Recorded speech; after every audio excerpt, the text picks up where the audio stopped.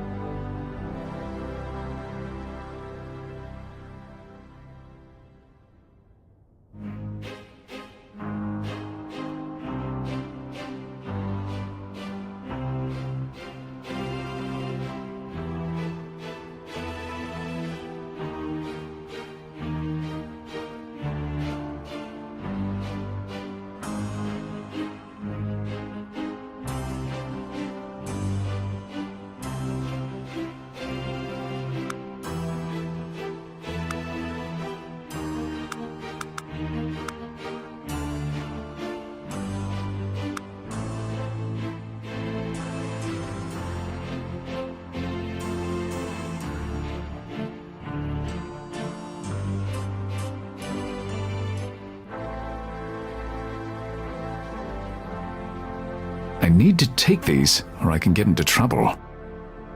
My wallet. I keep everything worth knowing on my phone. They help with the headaches.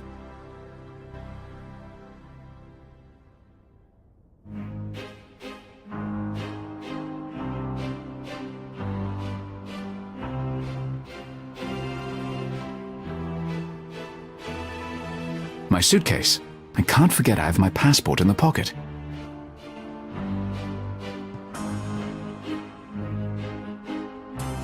I'll take my passport with me.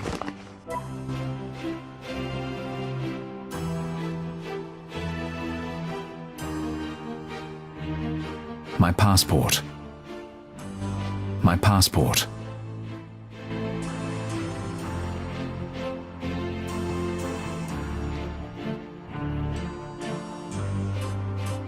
A gilded Jerome figurine.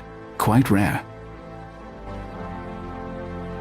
All of our items are one of a kind and in excellent condition. I do have a reputation to maintain. Sometimes our customers bring in items for my appraisal. They're kept tucked away behind the screen so no one tries to buy them.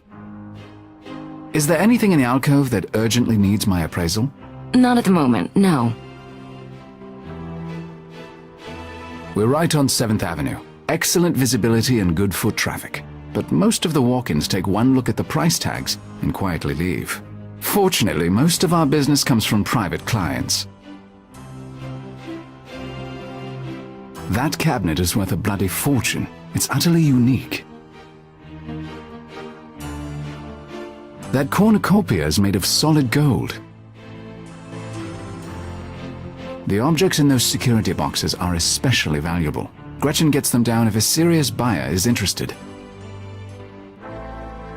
Gretchen's desk is more cosmetic than functional. She does most of her work on a tablet.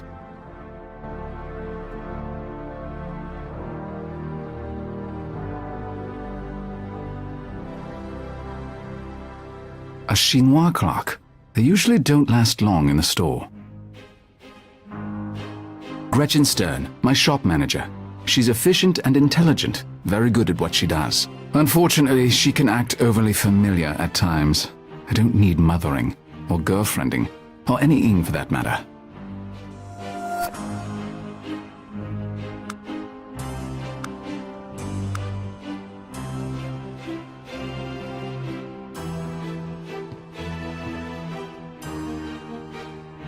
We should catch up on what's been going on while I was away. Let's do it. So what's the next assignment? You just got here. You probably haven't even been to your penthouse yet. That wasn't the question. Fine.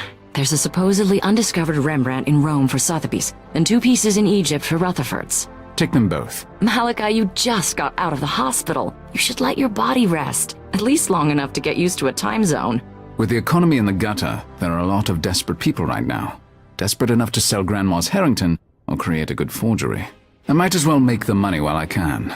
You're driving yourself too hard. Your body needs... What my body needs is no concern of yours. No. Thanks for reminding me. There was also a new client who called. Something about a government contract. You said in your email that you've been looking into security options? I made a list of the reputable security agencies in New York. You should have a bodyguard travel with you. With the money you earn on these assignments, you can afford it. No, they'd only get in the way and be tiresome. I prefer to travel alone. Fine. There are other options. What other options do you have for security? I've been researching security agencies in various international cities. I can set someone up when you travel, have them meet you at the airport. I can't trust someone I've just met. How could I be sure they weren't already bought off? These are reputable agencies. You have to get over your trust issues.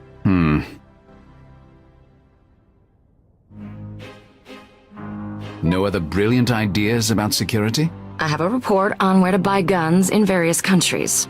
It's not a very good option, but it's better than going into a bad situation unarmed. And maybe the mere presence of a gun will remind you not to shoot off your mouth. Gretchen. I mean, give your fascinating opinion quite so freely. All right. Maybe we'll try that next time. Who is this new client? Amble Dexter, 452 Central Park West. He wouldn't say what it was about, just that he needed someone with your expertise. If he wouldn't even say what it's about, then it's not worth my time following up. Well, it is a very upscale address, but do as you please. That's all for now. Very well.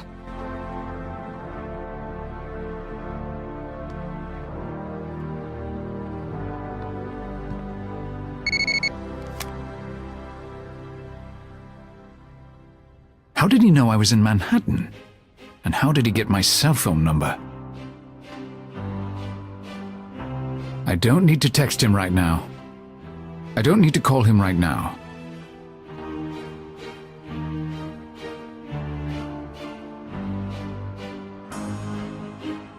I don't need to text him right now. I don't need to call him right now. Nothing. That's extremely odd. It's an unusual name, but there's information on everyone on the internet, unless it was intentionally scrubbed.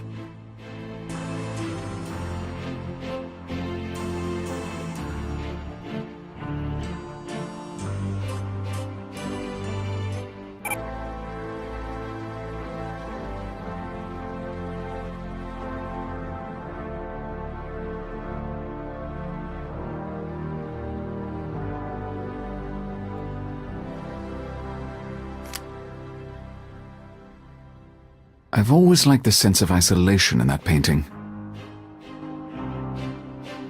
In case I have visitors, as unlikely as that may be. Fine china from the early 19th century. The couch is for the rare times I have a client visit me here. I find it best to have my clients associate me with interesting but unusual finds. The artwork is all chosen for that purpose, and I change it every few months. I find it best to have my clients I keep some of my favorite objects in my office. That doesn't mean I wouldn't part with them for the right price.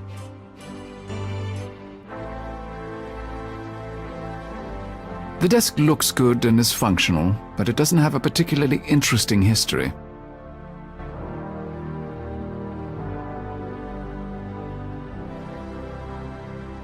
The bleak economy seems to be all the newspapers can talk about these days.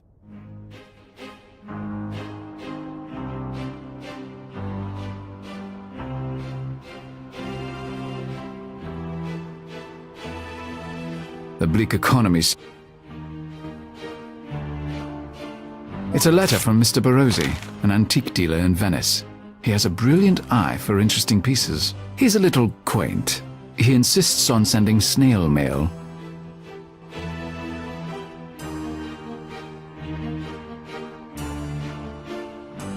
I'd like to see what Barossi's found. Perhaps I'll be passing through Venice sometime soon.